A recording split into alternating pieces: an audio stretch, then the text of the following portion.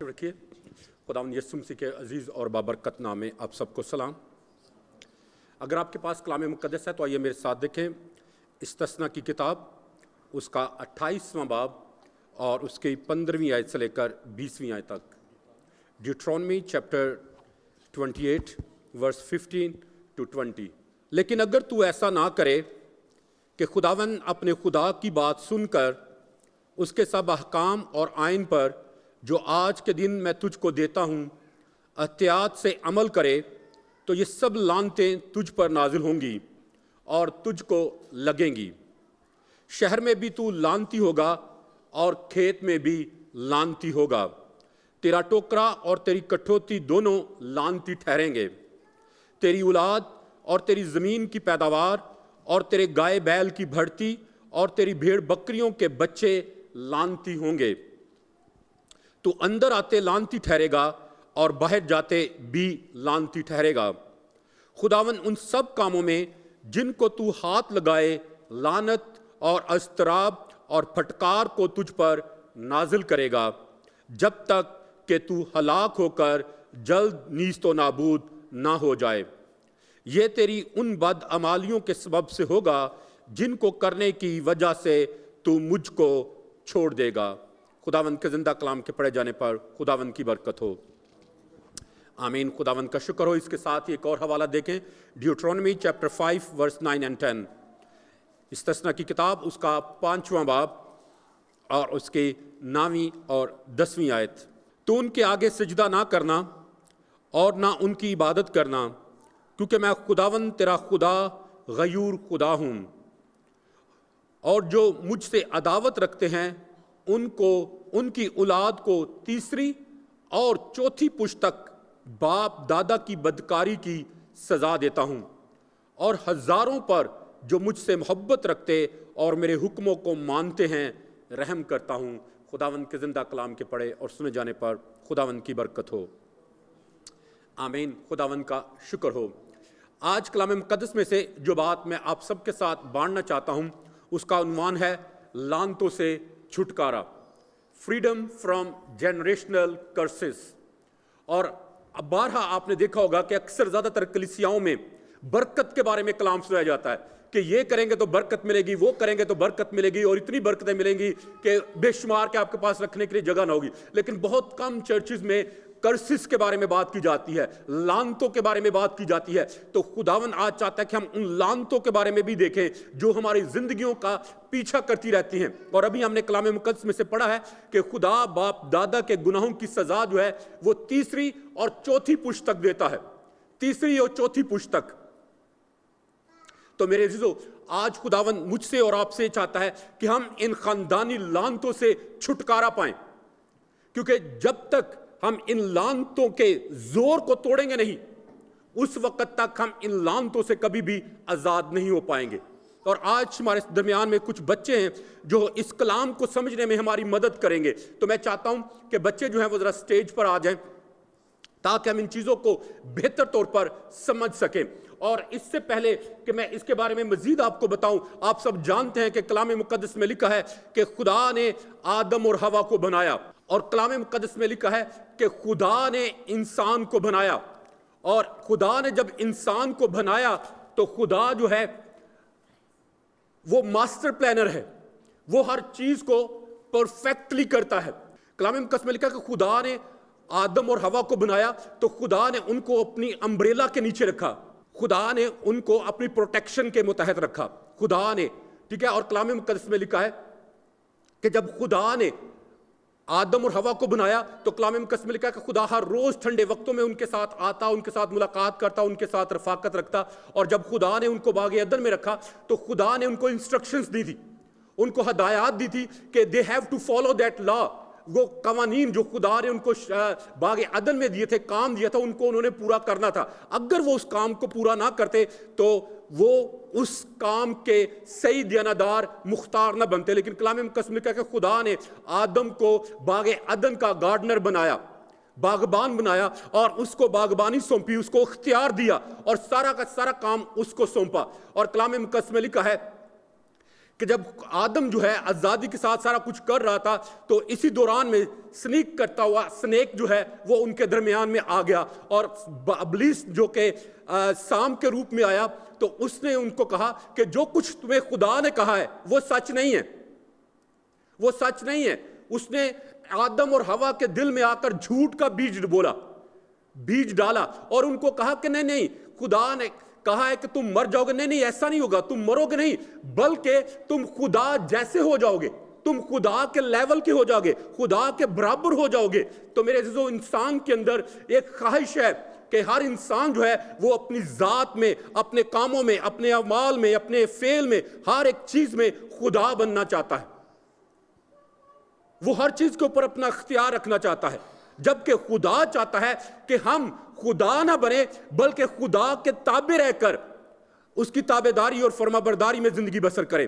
تو کلام مقدس میں لکھا ہے کہ آدم اور حوا نے خدا کی تابعداری میں رہنے کی بجائے انڈیپینڈنٹ ہونا چاہا، اور جب انہوں نے انڈیپینڈنٹ ہونا چاہا تو کلام مقدس میں لکھا ہے کہ ابلیس جو ہے وہ خدا کے کاموں کی نقل کرتا ہے، خدا کے کاموں کی نقل کرتا ہے۔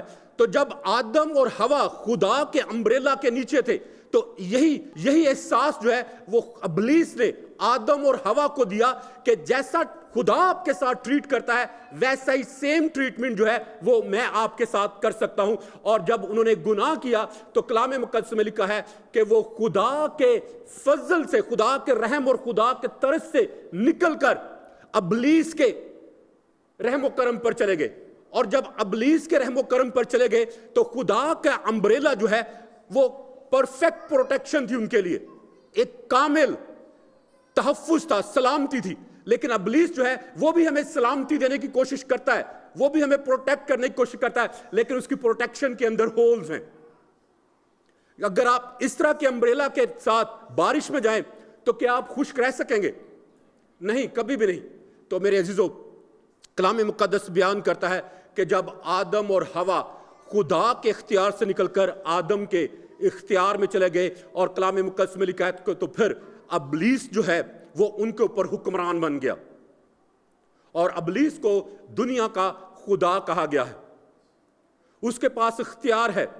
اور آدم کے وہ خدا نے یہ اختیار دیا تھا کہ وہ باغ عدن کی نگہبانی کرے، اس کی دیکھ بھال کرے، لیکن جیسے ہی وہ خدا کی امبریلا سے نکل کر ابلیس کی امبریلا کے نیچے گیا تو وہ سارا کا سارا اتھارٹی جو اختیار خدا نے اسے دیا تھا وہ سارے کا سارا اختیار بھی ابلیس کے پاس چلا گیا، اور وہ اختیار جو ہے اب جو خدا نے اختیار جو ہے وہ آدم کو دیا، اور آدم سے اختیار جو ہے وہ ابلیس کے پاس چلا گیا۔ اور اب جو خداوند یسوع مسیح نے جب صلیب کے اوپر کہا تمام ہوا تو اس نے حقیقت میں اس کے اختیار کو واپس لیا، اور اس نے کہا کہ کفارہ تمام ہوا۔ ٹھیک ہے، اس کے بارے میں آلریڈی میں بتا چکا ہوں کہ کس طرح سے جو پورا ہمارے گناہوں کا کفارہ دیا گیا ہے۔ آج اس کے تعلق سے بات نہیں کریں گے، لیکن آج جو ہمارا ٹاپک ہے وہ ہے کہ لعنتوں سے چھٹکارا۔ تو جب آدم اور حوا ابلیس کے اختیار میں چلے گئے تو پھر خدا جو ہے وہ برکت کا خدا ہے۔ اگر آدم اور حوا خدا کے امبریلا کے نیچے رہتے تو برکت جو ہے ان کی نسل تک چلتی ہے۔ اور ابھی ہم نے کلام مقدس میں لکھا ہے کہ جو خدا سے محبت کرتے ہیں، جو خدا سے پیار کرتے ہیں، خدا ان کے اوپر اپنی محبت اور اپنی برکت جو ہے وہ 1000 پشت تک رکھتا ہے۔ کتنی پشت تک رکھتا ہے؟ 1000 پشتوں تک برکت، خدا کا رحم، خدا کا ترس جو ہے وہ 1000 پشت تک ہے۔ لیکن خدا کا قہر کتنی دیر تک ہے؟ ابھی ہم نے پڑھا ہے 3 to 4 جنریشن تک، 3 سے 4 جنریشن تک خدا کا قہر اور خدا کا غضب رہتا ہے۔ ٹھیک ہے، تو آج ہم اسی چیز کو دیکھیں گے کہ کس طرح گناہ جو ہے وہ جنریشن ٹو جنریشن جو ہے وہ ٹرانسفر ہوتا ہے۔ سٹرنگ جو ہیں یہ ان کے ساتھ ایک جنریشنل لنک کو ظاہر کرتے ہیں۔ ٹھیک ہے، یہ جو ڈوری انہوں نے پکڑی ہوئی ہے، ٹھیک ہے، کلام مقدس میں لکھا ہے کہ خدا باپ دادا کے گناہوں کی سزا جو ہے وہ 3 اور 4 پشت تک دیتا ہے۔ ہمارا جو لنک ہے ایک دوسرے کے ساتھ، ٹھیک ہے، وہ اس طرح سے ہے کہ ایک بچہ جو ہے اس کے 2 پیرنٹس ہوتے ہیں، ماں اور باپ مل کے ایک بچے کو جنم دیتے ہیں۔ ٹھیک ہے، اور یہ جو ڈایاگرام ہے اسی طرح سے بڑھتا جاتا ہے کہ 2 کے 4، 4 کے 8 اور 8 کے 16 ہوتے ہیں۔ ٹھیک ہے، ابھی اتنے وقت نہیں ہوگا کہ میں سارے 16 بچوں کے ساتھ ڈائیگرام کر سکوں، ٹھیک ہے، لیکن مثال کے طور پر یہ ایک شخص جو ہے اپنی زندگی میں صرف 50 گناہ کرتا ہے، ٹھیک ہے، صرف 50 اپنی پوری زندگی میں گناہ کرتا ہے، گو کہ ہم اس سے زیادہ گناہ کرتے ہیں، ٹھیک ہے، مثال لے لیں کہ صرف ایک شخص جو ہے اپنی زندگی میں پوری زندگی میں صرف 50 گناہ کرتا ہے، ٹھیک ہے، اور جب اس کے پیرنٹس جو ہیں 50 ہی اس نے کیے باپ نے اور 50 ہی ماں نے کیے، جب ان کے گناہ آگے جائیں گے تو وہ 50 نہیں رہیں گے، ٹھیک ہے، اور اسی طرح سے یہ ایک جو ہے اس کے 2 پیرنٹس تھے، ٹھیک ہے، اور اس شخص کے بھی 2 پیرنٹس، اور پھر اس کے آگے 2،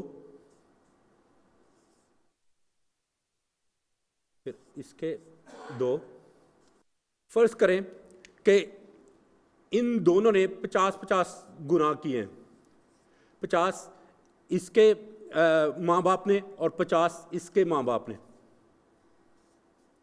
ٹھیک ہے، تو جب فرسٹ سیکنڈ تھرڈ اور فورتھ جنریشن، تو جب یہ 50 اس کے اور 50 اس کے 100 ہو گئے ان دونوں کے ملا کے، ٹھیک ہے، تو جب یہ گناہ اگلی نسل تک جائیں گے، ٹھیک ہے، تو یہ 200 گناہ آگے جائیں گے، یہ نہیں کہ صرف 50 گناہ جائیں گے، جب اگر 50 ایک کی ماں کے، 50 اس کے باپ کے، پھر اس کی ماں کے، اور پھر اس کے 50 اس کے باپ کے، تو یہ ٹوٹل 200 جو ہیں وہ ایک شخص کی زندگی میں گناہ جائیں گے تھرڈ جنریشن سے، دوسری نسل میں، ٹھیک ہے، اور فار ایگزامپل کہ یہ شخص جو ہے یہ 50 گناہ اور اپنی زندگی میں کرتا ہے، ٹھیک ہے، اور جب ان کی جب شادی ہوئی، ٹھیک ہے، تو 200 گناہ اس نے اپنے پیرنٹ سے انہیرٹ کیے، پلس 50 گناہ عورت نے کیے، ٹھیک ہے، تو ان دونوں کے مل کے جو ہے جو 500 گناہ جو ہیں وہ اگلی جو جنریشن ہے اس تک ٹرانسفر ہوتے ہیں، ٹھیک ہے، تو اب یہ جو 500 گناہ ہیں اس کے باپ نے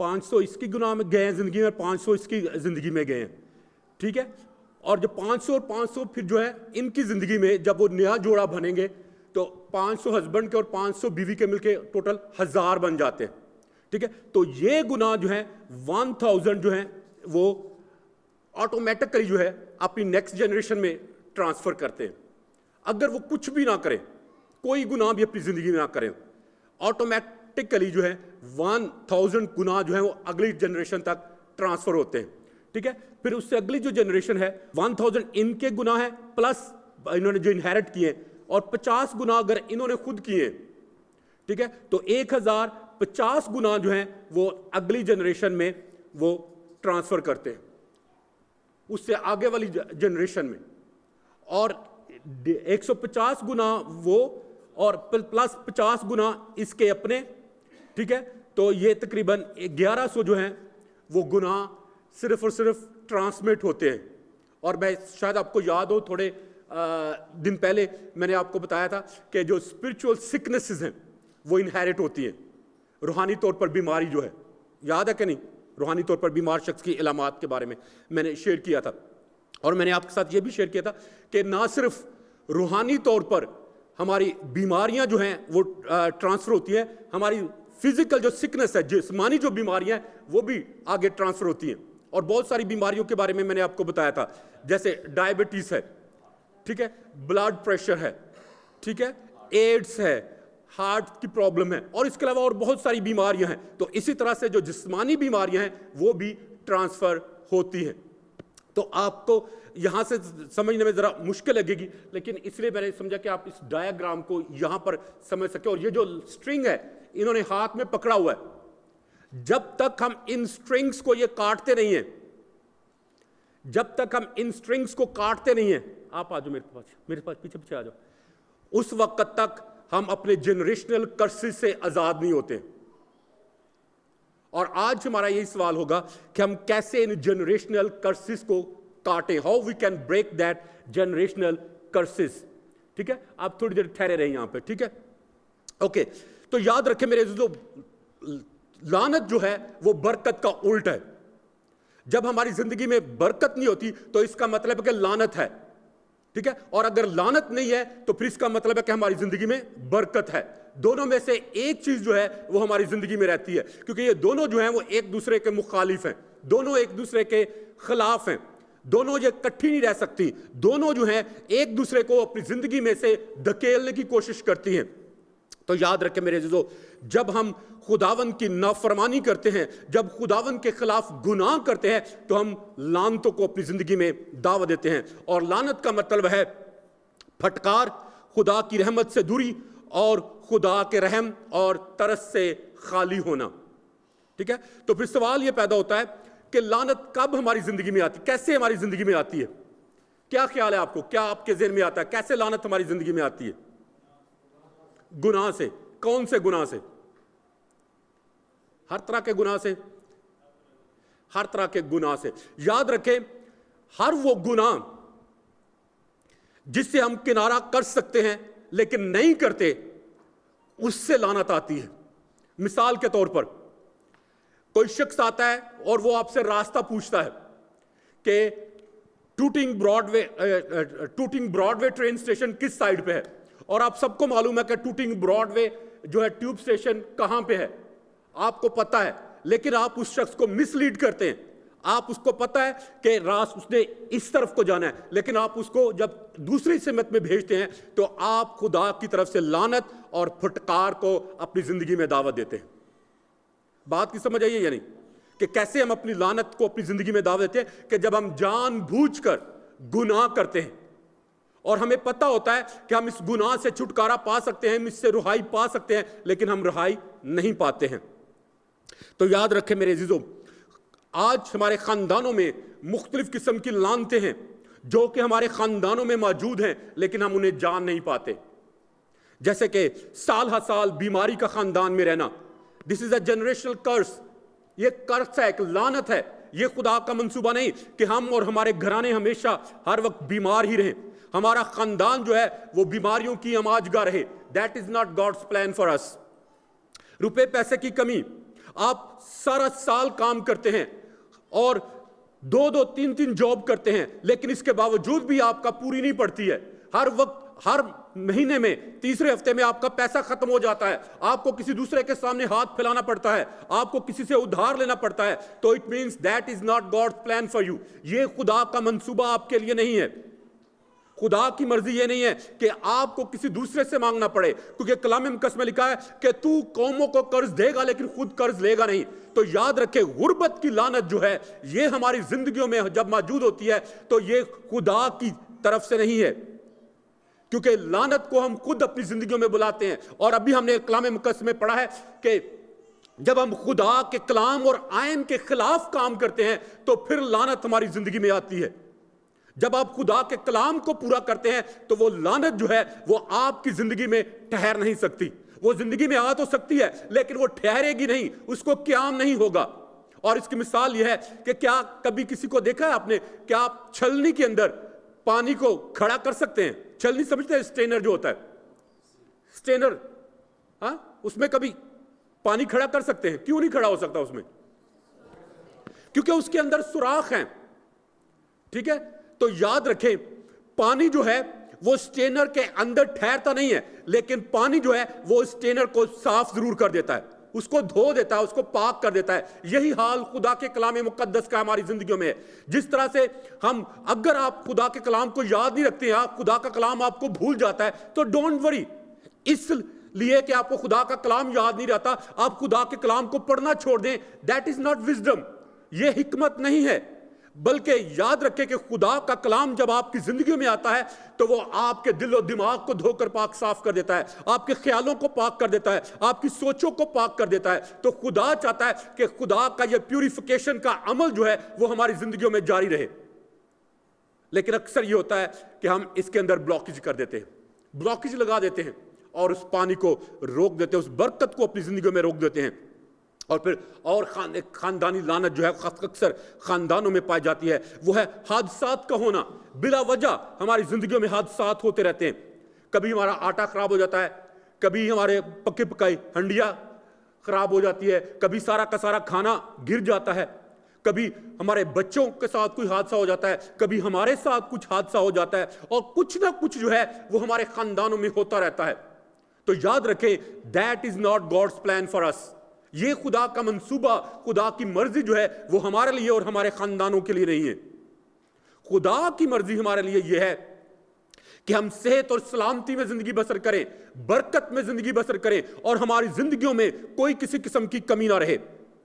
اور یاد رکھیں, اگر ان ایکسپیکٹڈ کنٹینیو ایکسیڈنٹس ہوتے رہتے ہیں ہماری زندگیوں میں اور ہمارے خاندان میں, تو پھر ہمیں جاننے کی ضرورت ہے کہ اس کی روٹ کاز کیا ہے, اور پھر ہمیں اس کی شاخوں کو نہیں بلکہ اس کی جڑوں کو کاٹنے کی ضرورت ہے, کیونکہ جب تک آپ اس کی جڑوں کو نہیں کاٹیں گے اس وقت تک آپ ان لعنتوں سے کبھی بھی چھٹکارا نہیں پا پائیں گے. پھر ایک اور لعنت جو اکثر خاندانوں میں پائی جاتی ہے وہ ہے خاندانوں میں نا اتفاقی, لڑائی جھگڑا, نا امیدی, نفرت, حسد اور غصہ جو ہے وہ انتہا سے زیادہ خاندان میں ہونا. یہ بھی ایک خاندانی لعنت ہے, اور خدا چاہتا ہے کہ ان لعنتوں سے وہ ہمیں آزاد کرے. پھر خاندانوں میں خودکشی کی روح کا ہونا, یہ بھی ایک لعنت ہے, اور خدا چاہتا ہے کہ ان لعنتوں سے ہمیں آزاد کرے, کیونکہ مایوسی کی روح جو ہے, نا امیدی کی روح جو ہے, وہ ہمارے اندر خودکشی کو پیدا کرتی ہے. اور آپ سب جانتے ہیں یہودا اسکریوتی کے بارے میں کہ اس کو خداوند یسوع مسیح نے صلیب کے اوپر سے معاف کر دیا تھا. اس کو کہا تھا کہ باپ ان کو معاف کر, کیونکہ یہ نہیں جانتے کہ کیا کرتے ہیں. لیکن اس کے باوجود کلام مقدس میں لکھا ہے کہ یہودا اسکریوتی جو ہے وہ اپنی ندامت کی وجہ سے, اپنی شرمندگی کی وجہ سے اس نے جا کر اپنے آپ کو پھانسی دے دی. تو that was not God's plan for ہم. یہ خدا کا منصوبہ اس کے لیے نہیں تھا. پترس نے بھی یسوع مسیح کا انکار کیا تھا, بلکہ ایک دفعہ نہیں بلکہ 3 دفعہ کیا تھا, لیکن اس نے خداوند یسوع مسیح کی معافی کو قبول کیا. اور کلام مقدس میں لکھا ہے کہ وہ باہر جا کر زار زار رویا, اور اس نے اپنے گناہ پر پشیمانی کا اظہار کیا, ندامت کا اظہار کیا, اور اپنے گناہ کو اقرار کیا. اور جب اس نے اپنے گناہ کا اقرار کیا تو اسے معافی بھی ملی. اور پھر کلام مقدس میں لکھا ہے کہ یسوع نے اسے کہا کہ تو میری بھیڑیں چرا اور تو میرے برے چرا. خدا نے اسے کلیسیا میں خدمت بخشی. اور پھر خاندانوں میں بدروحوں کی موجودگی کا ہونا جو ہے یہ بھی ایک خاندانی لعنت ہے, اور خدا چاہتا ہے کہ ان لعنتوں سے ہمیں آزاد کرے. اور یاد رکھیں کہ لعنتوں کو اپنی زندگی میں بلا لینا بہت آسان ہے, لیکن ان سے چھٹکارا پانا جو ہے وہ بہت مشکل ہے, بہت مشکل کام ہے. تو اس لیے میرے عزیزو, خدا چاہتا ہے کہ ہم لعنتوں کے متحد زندگی گزارنے والے نہ ہوں بلکہ برکت کے متحد زندگی بسر کرنے والے ہوں, کیونکہ برکت جب ہماری زندگی میں آئے گی تو وہ لعنت کو ہماری زندگیوں سے اور ہمارے خاندانوں سے دور کرے گی. اور یاد رکھیں, نشہ بازی کی لعنت جو ہے یہ خاندانوں میں عام پائی جاتی ہے. اور نشہ جو ہے وہ صرف جوا کھیلنا یا بڑے بڑے کام کرنا نہیں ہے. بہت ساری ایسی عادات ہیں جن کو ہم ایک ایڈکشن سمجھتے ہیں. سگریٹ پینا جو ہے یہ کوئی آپ بہت عام معمولی سی اس کو چیز لیتے ہیں, لیکن یاد رکھیں اس کے اثرات جو ہیں وہ آپ کی 3 اور 4 نسل تک پہنچتے ہیں. ٹھیک ہے, جنسی بیرا روی, پورنوگرافی جو ہے, ایڈلٹری, ایڈکشن جو ہے کسی بھی قسم کی ہو, وہ آپ کے لیے اور آپ کی آنے والی نسلوں کے لیے تباہی اور بربادی کو لا سکتی ہے. اس لیے میرے عزیزو, خدا چاہتا ہے کہ ہم ان کو سمجھیں کہ ہم اپنی آنے والی نسل کو کیا پاس آن کر کے جا رہے ہیں, کیا ہم ان کو دے کے جا رہے ہیں, برکت یا لعنت. اگر لعنت دے کے جا رہے ہیں تو وہ بڑھے گی, اگر برکت دے کے جا رہے ہیں تو برکت بھی ان کی زندگی میں بڑھے گی, کیونکہ خدا جو ہے وہ بڑھوتری کا خدا ہے. اور پھر خاندانوں میں خوراک کی کمی جو ہے یہ بھی ایک لعنت ہے. آپ بہت کماتے ہیں لیکن اپنے اوپر خرچ نہیں کر پاتے. کلام مقدس میں سے ابھی ہم نے پڑھا ہے کہ تو وینیارڈ لگائے گا لیکن اس کے انگور نہ کھانے پائے گا. ٹھیک ہے, تو زیتون لگائے گا, زیتون کے باغ تیرے ہوں گے, لیکن تو اس کا تیل جو ہے وہ استعمال نہیں کر پائے گا. کیوں؟ کیونکہ یہ ایک لعنت ہے. تو میرے عزیزو, خدا چاہتا ہے کہ خدا کی برکت جو ہے وہ ہماری زندگیوں میں آئے, یعنی جو کچھ ہم کمائیں پھر اس کو انجوائے بھی کریں. جو ہماری برکت زندگی میں آئے وہ ٹھہرے بھی, یہ نہیں کہ جیسے آئے ویسے کی ویسے واپس چلی جائے. تو یاد رکھیں میرے عزیزو, یہ خدا کی مرضی نہیں ہے. اور شہروں میں اور ملک کے اندر جنگی حالات کا ہونا جو ہے یہ بھی لعنت ہے.